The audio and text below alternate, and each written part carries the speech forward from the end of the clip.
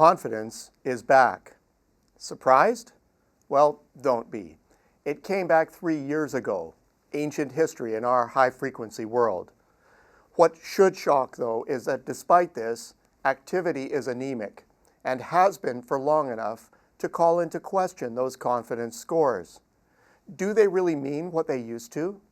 Have they become like bell-curving school exam results, where an 80% score just isn't the same as it was a generation ago? It's a disturbing thought. The results are supposed to mean what they always have. The survey questions are the same simple ones that were asked before. The sample sizes are also unaltered, and the statistical significance intact. So how could today's results somehow be maligned? Well, the return of confidence was quite a moment.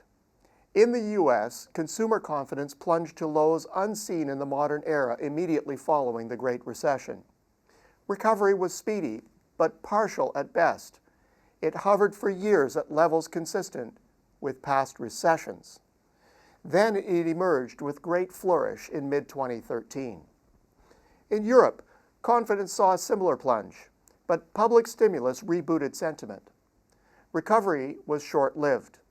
Collapsing public finances provoked deep cuts that caused confidence to double dip. Yet despite this shocker, it normalized by the end of 2013, not far behind America's comeback.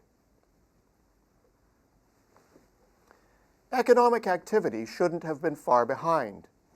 Normally, spending activity by consumers would be roughly in sync with movements in confidence, and business investment delayed by a year or so. But here we are, 3 years on, and aggregate economic data for both the U.S. and Europe remain unspectacular. News tilts toward the negative, hardly a surprise, since pessimism sells and spreads. But persistent gloom has a more sinister effect. It can actually be self-fulfilling.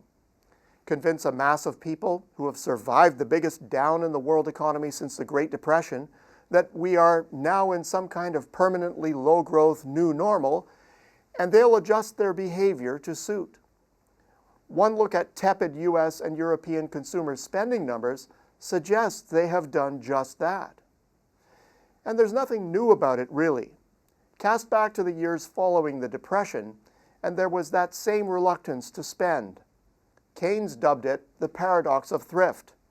If everyone withdraws at the same time, electing to hold on to hard-earned cash, then the resulting loss of activity not only costs jobs, but creates even greater reluctance to spend.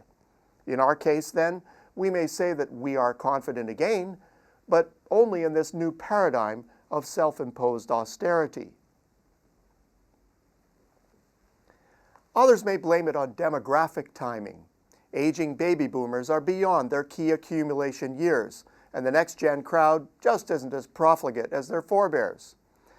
This argument seems compelling, but it's a sort of ex-post color that analysts use to explain phenomena that have eluded regular rules of thumb.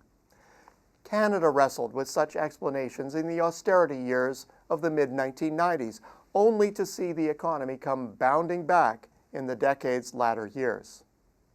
A third explanation is that recovery has actually set in, but only partially. Business has been slagged for holding on to its cash, refusing to invest into an uncertain environment. That was true until economies started bumping into capacity issues. America is out in front on this score and is investing at a scorching double-digit clip. Overall numbers are being offset by the concurrent downturn in resource investment. But elsewhere, it's alive and well, and Europe won't be far behind. There's a fourth issue, and that is that demand simply hasn't caught up yet. Face it, we had a massive global pileup of excesses just prior to the recession, and it has taken time to use them up.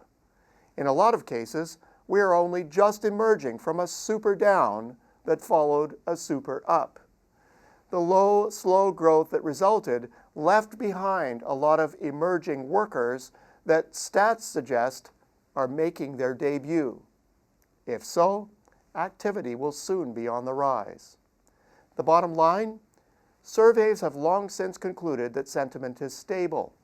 That seems to run counter to media-fed gloom. More than most, what we're in is sort of a psycho cycle that Keynes would say we just need to get over. It might be the moment for a dose of well-placed moral suasion. Until next week, I'm Peter Hall.